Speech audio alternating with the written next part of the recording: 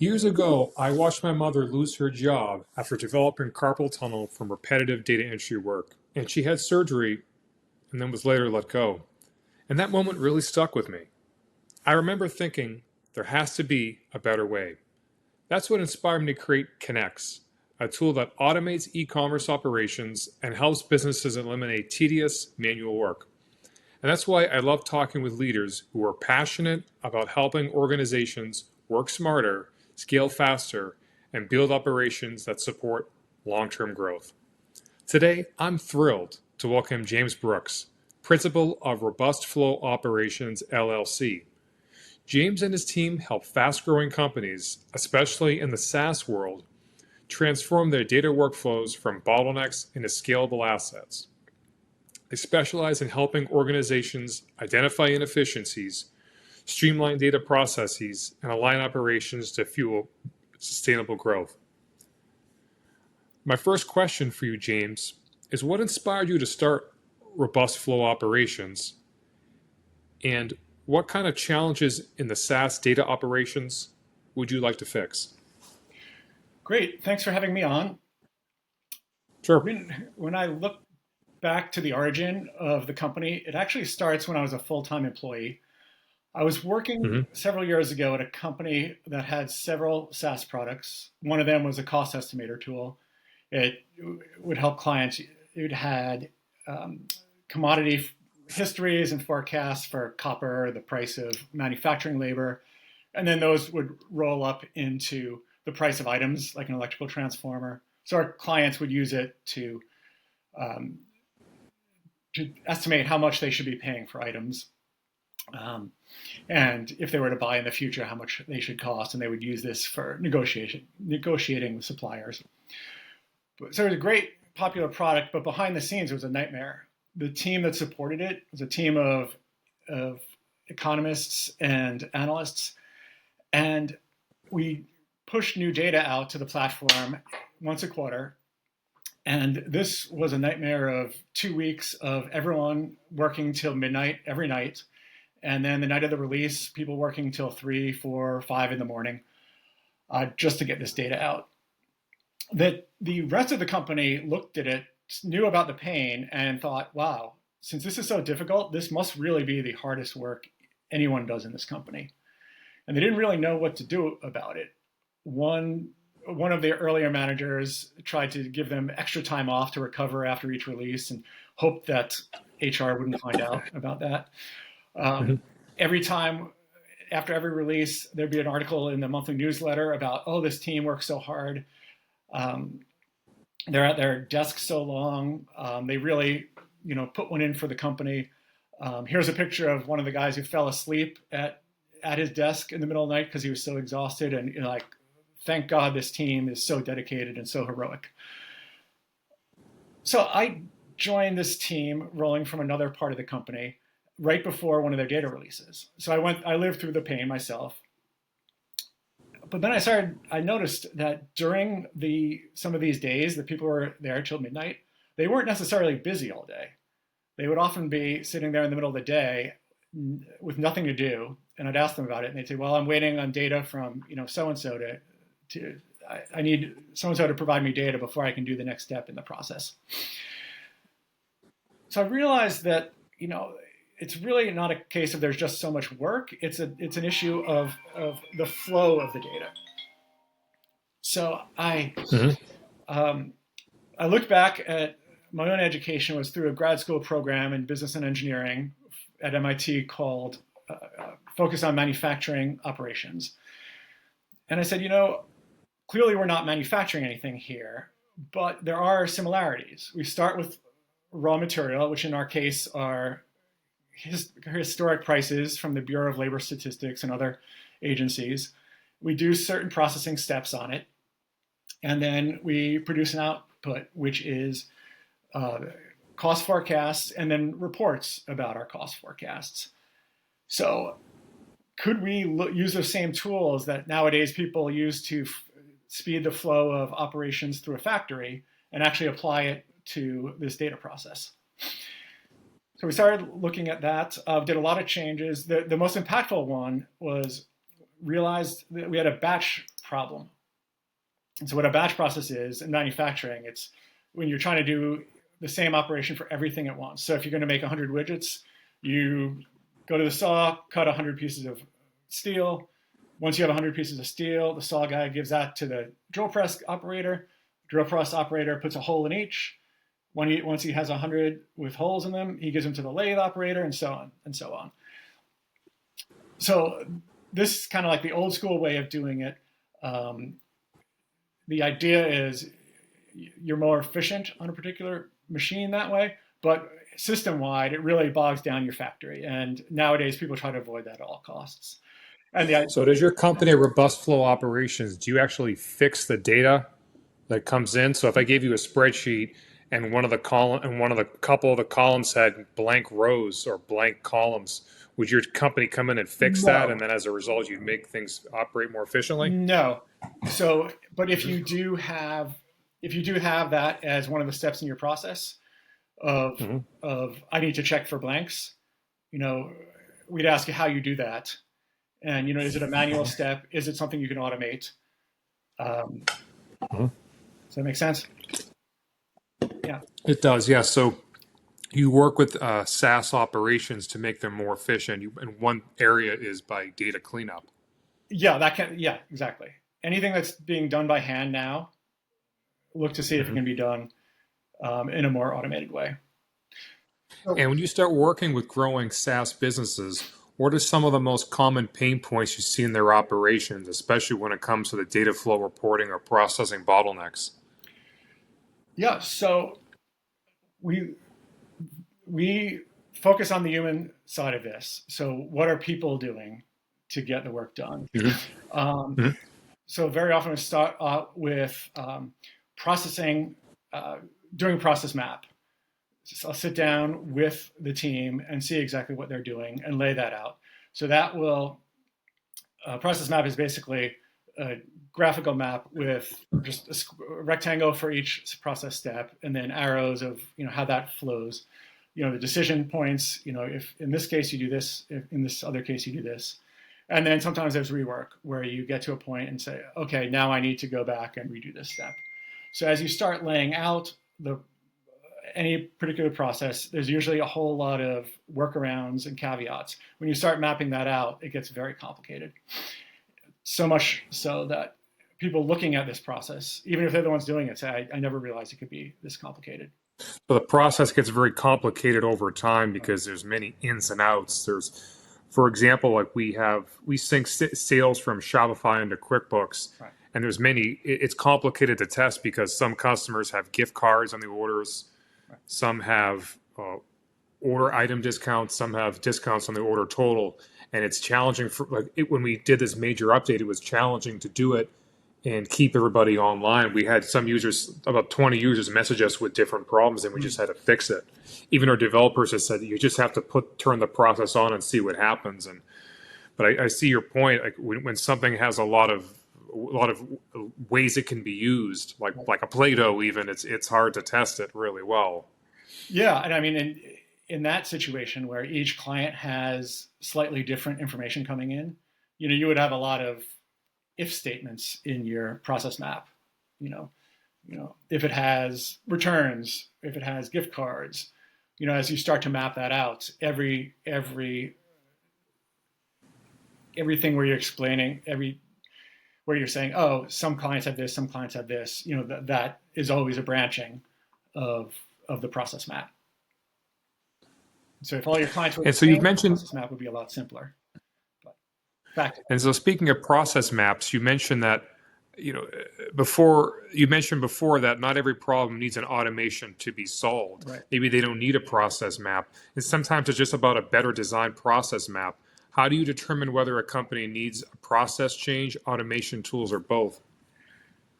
Yeah, so we do always start with a process map to understand the current state. But yeah, automation is sometimes appropriate, not always. For one thing, one question coming out of the process map is, do we need to be doing everything we're doing? Do you remember the movie Office Space? I do, yes. Yeah. I remember the fax machine and the baseball bats. Yeah. But they also had the TPS reports where every Monday you had to do a report that had all these particulars about it, and then nobody knew what happened to them. So that happens in the real world. I've seen cases where a group is saying, oh, every week we need to submit this report to finance. Then you go to talk to finance and they say, oh, actually, we don't do anything with that report. And if you dig into the history, maybe 3 controllers ago, that controller wanted that report. But since they left, nobody looks at them. So that's the first question.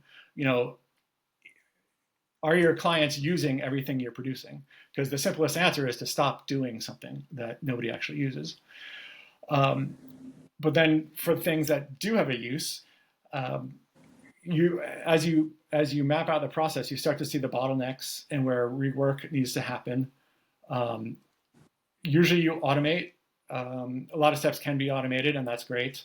But a lot of times, even if you can't automate, even changing some of the process can significantly reduce labor.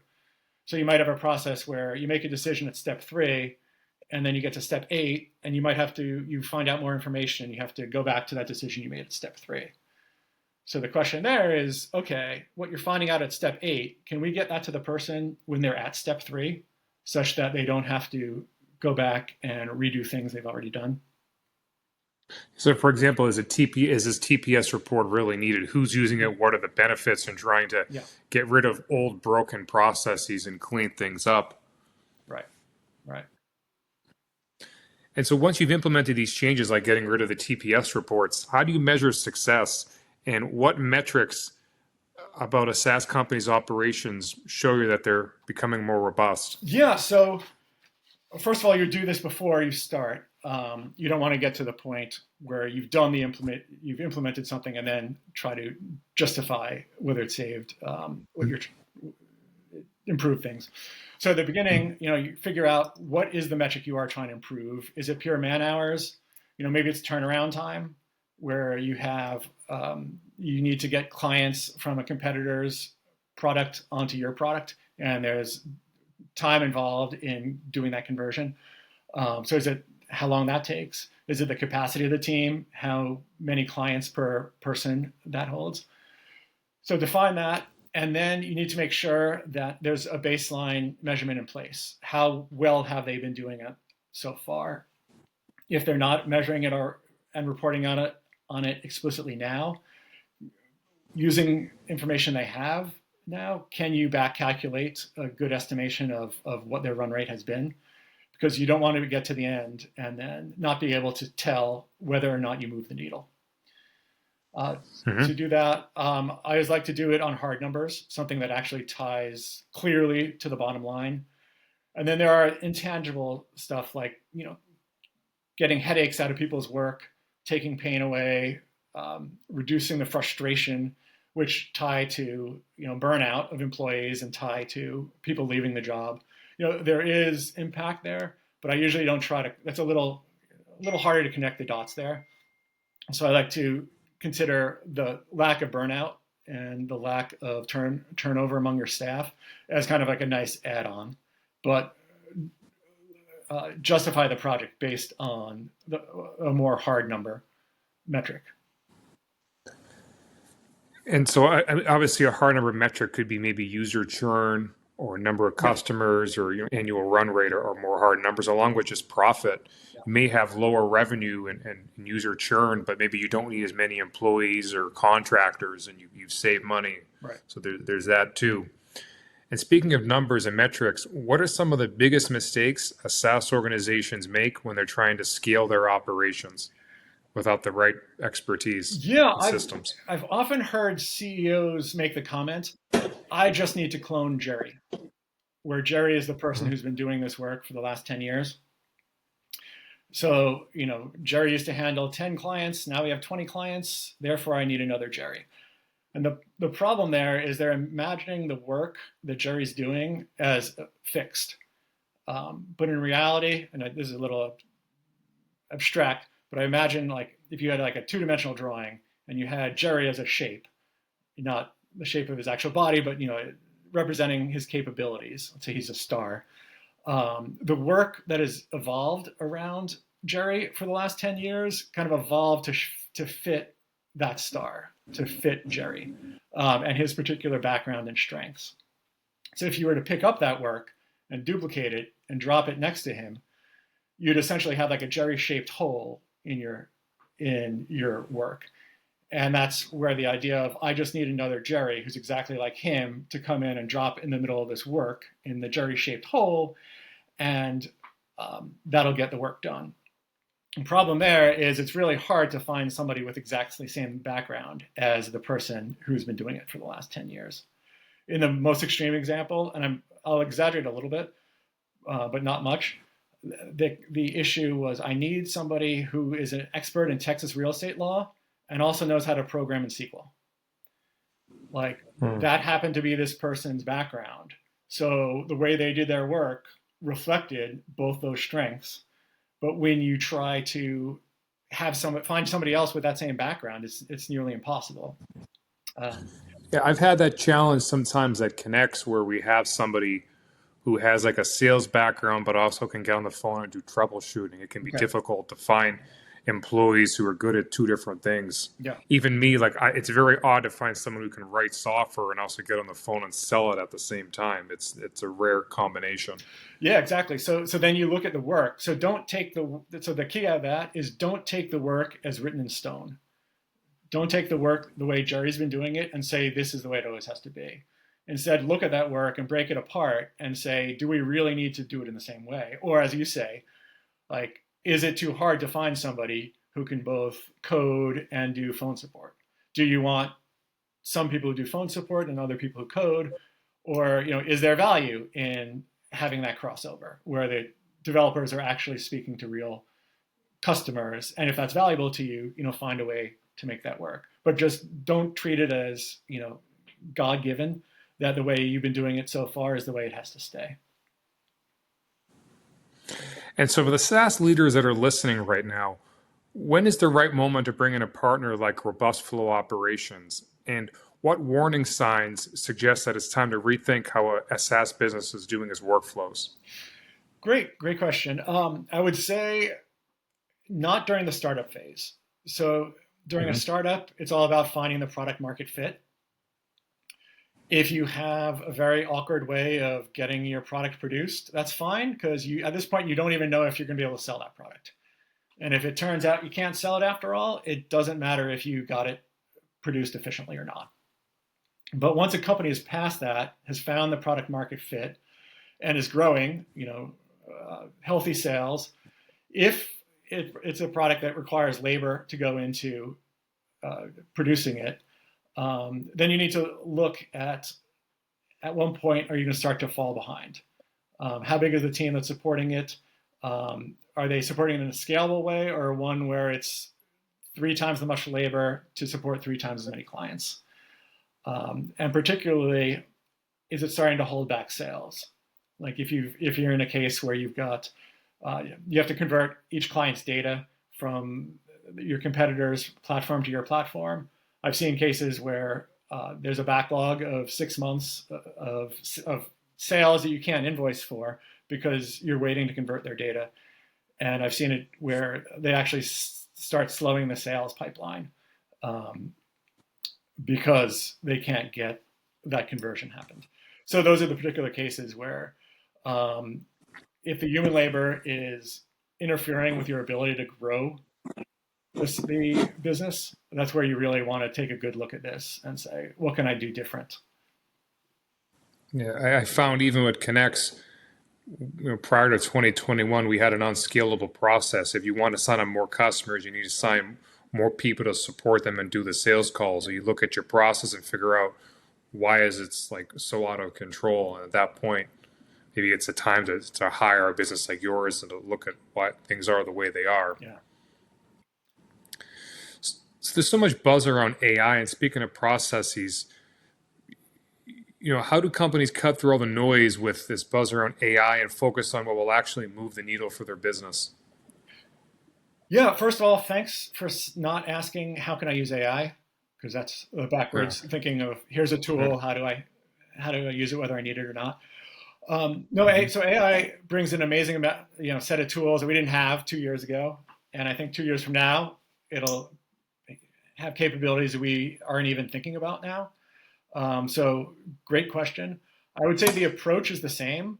Start by looking at what you're currently doing, and as you map your blank slate process of how you envision how your work could be done better. Look at what steps could be done by AI, but don't be limited by that. So I've worked with a lot of companies where we save well over 50% of the manual labor using simpler automation tools or just rearranging the process. So don't think it's AI or nothing. So if you're in a situation where you map out your process, you map out what you want it to look like, and then there are steps that AI would be useful for, and you feel your company has the capability to implement AI, great, try that for those steps. However, if you feel your company is not quite ready to integrate AI into a part of this, don't think there's nothing you can do. If you do different automation or rearrange the process and save 50% of the human labor, you're more than 50% of the way to where you would be with AI. And there's nothing telling if you do that and then 2 years from now you say, actually now our capabilities in AI are a lot stronger, go back and revisit that and maybe replace that with AI at that point.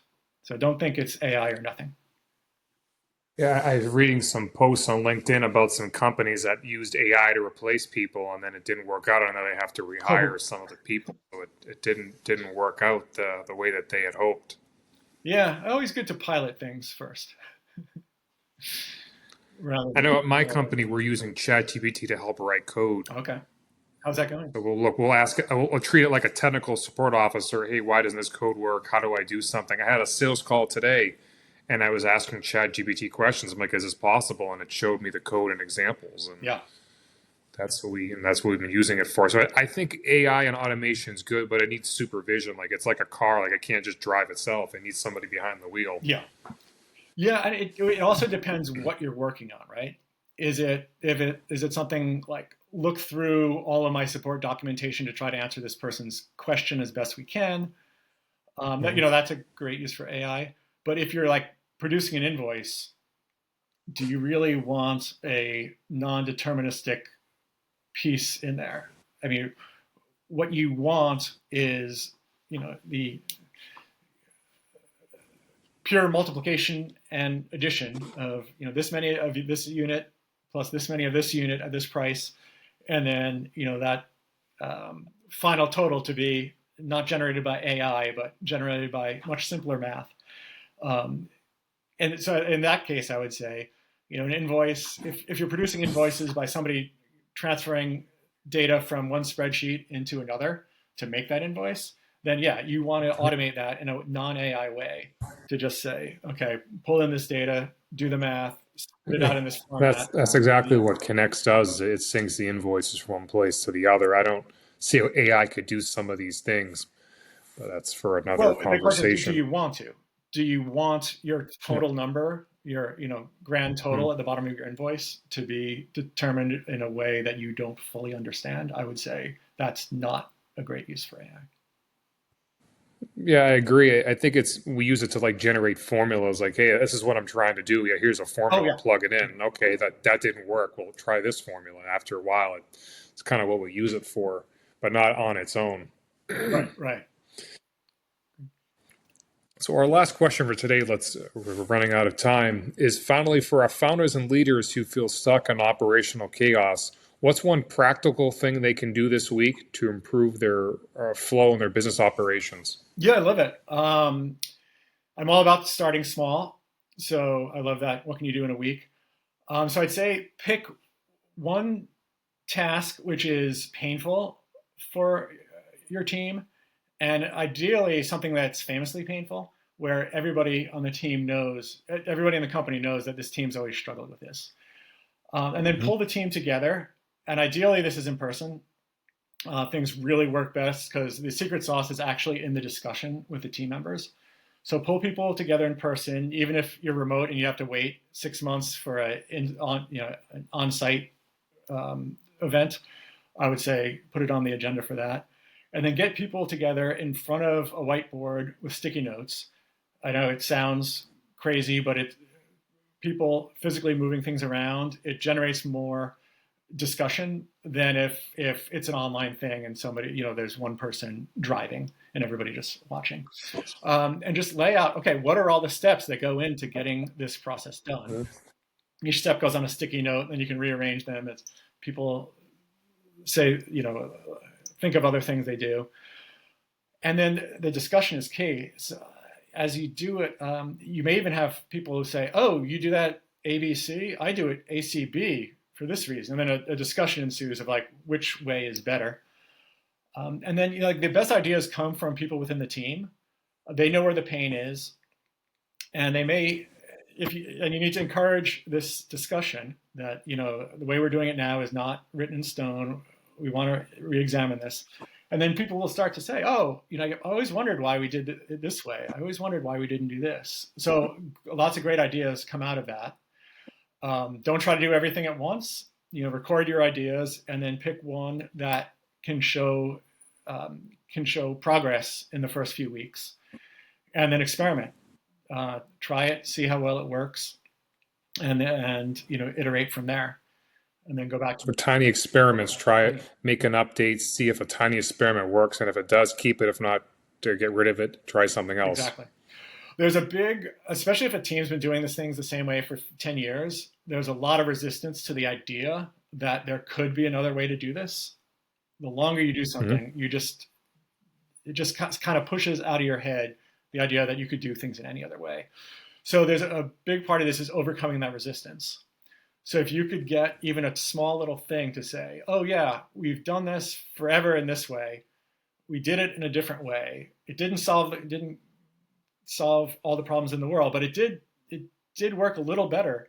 Then you start to get cracks in that resistance, and people start to get open to this idea of like, oh, maybe we can improve the work, and they're more willing to take on a bigger project.